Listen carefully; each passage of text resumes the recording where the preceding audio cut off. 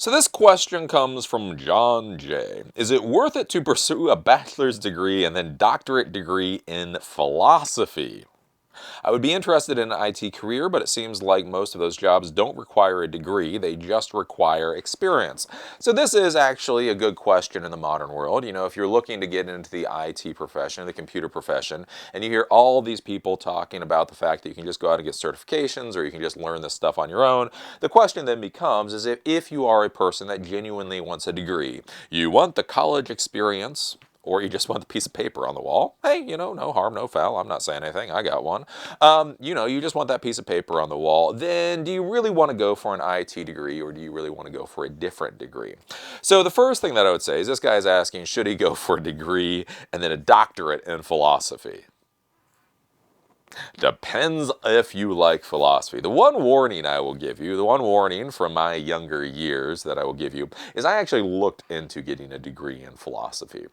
So way back when I was a little more airy-fairy, I was like, yeah, that's what I'll do. I'll get a degree in philosophy. That'll be fun and interesting and cool. And then I saw the requirements for a degree in philosophy. Holy crap.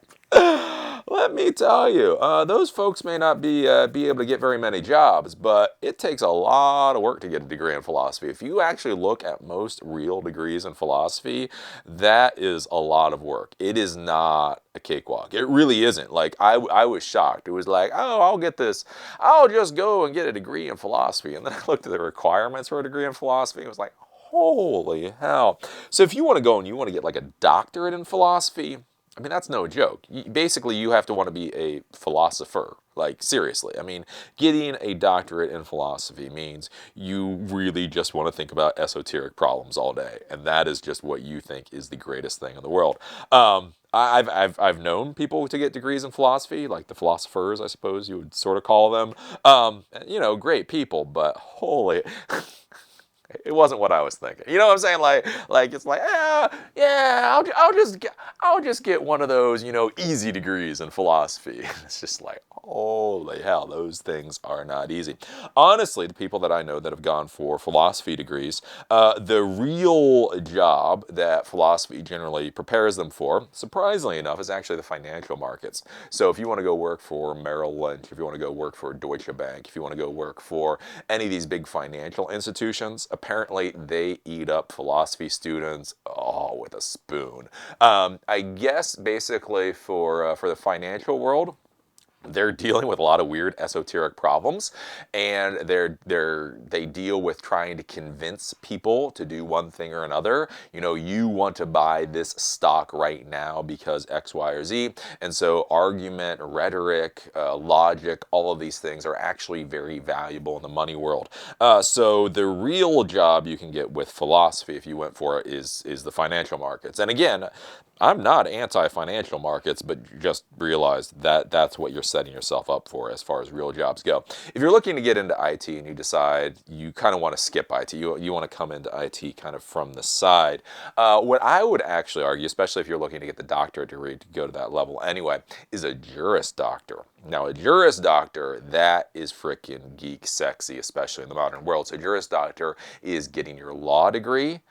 I am telling you, as a professional that has been watching things go for a long time now, the legal issues are becoming more and more and more important in the IT world. And if you had a law degree and an MCSE, oh my golly, you would get just eaten up with a spoon with a cherry and whipped cream and all kinds of stuff on top. They would just absolutely adore you.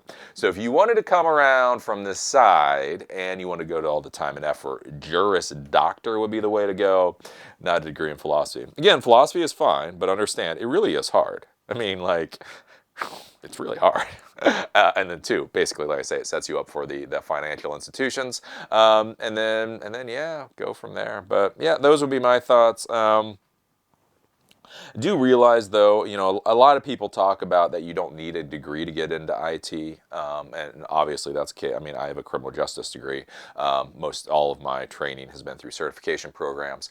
But don't if you want to get into IT, don't let that dissuade you from getting a degree in IT, because basically a degree in IT is giving you education in this stuff. I mean, it's learning programming, it's learning data structures, it's learning operating systems, it's learning this, that, and the other things. So again, if you already know that you want a degree, I would argue you should probably look at getting a degree in IT.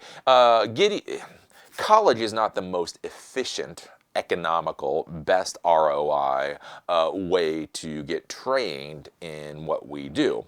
But if you don't really know what you want to do in life, if you want to go and you want to have the college life, the experience, which is fun, you know, you go drink and all that kind of stuff, don't discount getting a degree in IT, because it's not a bad degree to have. It's truly not a bad degree to have. There's just more efficient ways of getting the training, if that makes any sense. So that would be my thought. Philosophy degree, if you want to go into financial institutions and you're ready to work your ass off. Juris Doctor, if you're really serious about coming in sideways to the IT profession. And again, do not discount simply getting a degree in IT. It's really, there are more efficient ways to get trained, but that doesn't necessarily mean the degree is necessarily a bad way.